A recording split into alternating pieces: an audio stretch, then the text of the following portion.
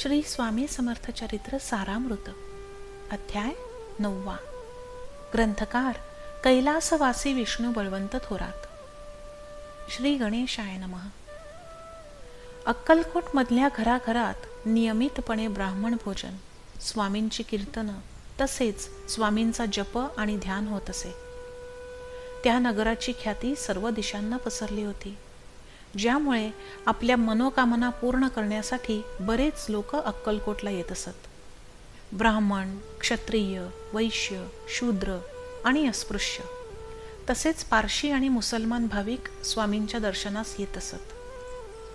त्याचबरोबर साधू, संत, ब्रह्मचारी, फकीर आणि संन्यासी सुद्धा तिथे येत असत. अशा प्रकारे आनंदमय अक्कलकोट नगरी गजबजून जात असे. त्या नगरीचा महिमा किती वर्णावा. ज्या नगरीत परब्रह्म अवतरले अशी ती अक्कलकोट नगरी वैकुंठ धामासारखी भासू लागली. अशा या नगरात शंकरराव आले तेव्हा त्यांना खूप आनंद झाला आणि समाधान वाटले. पण इथे एवढी गर्दी असताना स्वामींची भेट कशी काय होणार ही चिंता त्यांच्या मनात निर्माण झाली. मग शंकररावांनी एक उपाय योजला.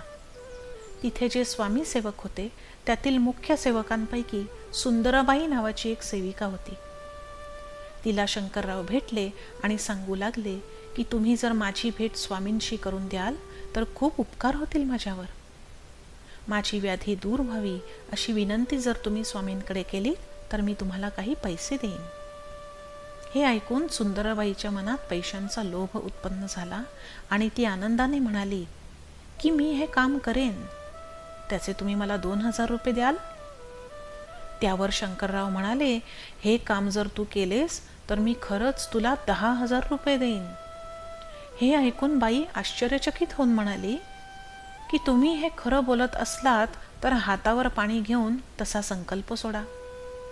शंकररावांनी तसे केले आणि सुंदराबाई आनंदाने म्हणाली की मी तुमचे काम करीन, स्वामींकडे तुमच्यासाठी प्रार्थना करेन. मग एके दिवशी स्वामी आनंदात बसलेले असताना शंकरराव तिथे आले आणि त्यांनी स्वामींचे श्रद्धाभावाने दर्शन घेतले.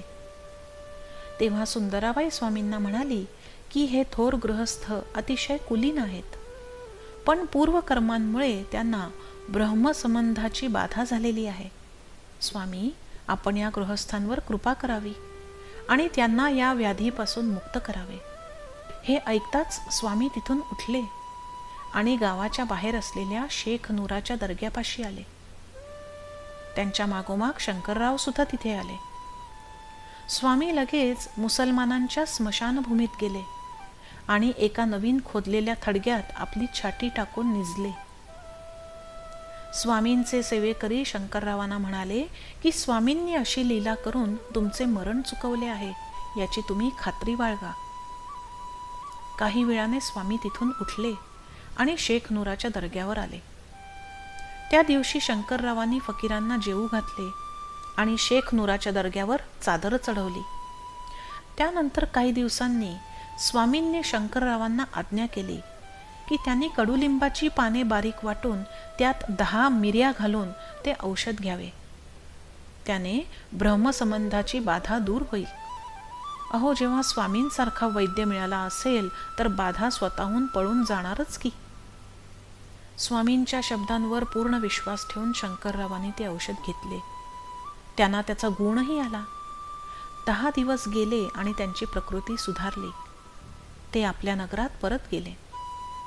काही महिने गेले तोपर्यंत ब्रह्मसंबंधाची बाधा पूर्णपणे नाहीशी झालेली होती. तेव्हा शंकरराव पुन्हा आनंदाने अक्कलकोटला आले आणि स्वामींचे दर्शन घेऊन समाधान पावले. त्यांनी स्वामींना विचारले की ही बाधा मिटल्यावर मी 10,000 रुपये देणार होतो, त्याचे काय करू. तेव्हा स्वामी म्हणतात की गावाबाहेर एक मारुतीचे देऊळ आहे, तिथे तुम्ही एक चुनेगच्ची मठ बांधा. पण कारभाऱ्यांना एक शंका आली की त्या स्थानाकडे अजिबात वर्दळ नसते, अशा ठिकाणी कोणी राहणार नाही. तरी सुद्धा स्वामींनी पुन्हा त्याच स्थानावर मठ बांधायची आज्ञा केली. स्वामी समर्थांच्या भुजंग नावाच्या सेवकाने इतर सेवकांच्या सोबत जाऊन शंकररावांना ते स्थान दाखवले. सर्व संमतीने तिथे एक चुनेगच्ची मठ बांधला गेला आणि शंकररावांची कीर्ती अजरामर झाली. स्वामींचे चरित्र अगाध आणि अनंत आहे. ते गंगाजळाप्रमाणे आहे, ज्याचे थोडेसे जरी सेवन केले तरी दोष नाहीचे होतात. जे भक्त या चरित्राचे श्रवण करतात ते हा पृथ्वीलोक तसेच इतर सर्व लोक साधतात. जे स्वामींचे निष्ठावान सेवक आहेत त्यांना विष्णू आणि शंकर वंदन करतात. अशा प्रकारे श्री स्वामी समर्थ चरित्र सारामृत ग्रंथाचा हा 9वा गोड अध्याय भक्तांनी आनंदाने ऐकावा. श्री स्वामी समर्थ. जय जय स्वामी समर्थ.